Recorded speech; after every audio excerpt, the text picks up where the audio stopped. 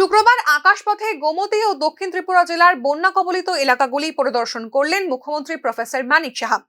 এদিন সকালে বন্যা কবলিত এলাকাগুলি পরিদর্শনের জন্য গোমতী জেলা এবং দক্ষিণ ত্রিপুরার উদ্দেশ্যে এমবিবি বিমানবন্দরে একটি MI-17 হেলিকপ্টারে চড়েন মুখ্যমন্ত্রী মানিক সাহা। তার এই সফরের সঙ্গে ছিলেন স্বাস্থ্য দপ্তরের সচিব কিরণ গিত্তেও। এদিন মুখ্যমন্ত্রী মানিক সাহা প্রথমে পরিদর্শন করেন উদয়পুরের খিলপাড়া উচ্চ মাধ্যমিক বিদ্যালয় ও খিলপাড়া মার্কেট শেডের অস্থায়ী ত্রাণ শিবির। সেখানে শিবিরগুলির সার্বিক ব্যবস্থাপনা খতিয়ে দেখেন মুখ্যমন্ত্রী। এরপরই মুখ্যমন্ত্রী পরিদর্শন করেন অমরপুর ও করবুকের বন্যা বিধ্বস্ত এলাকাগুলি। পরিদর্শনের শেষ পর্যায়ে মুখ্যমন্ত্রী এসে পৌঁছন শান্তির বাজারে।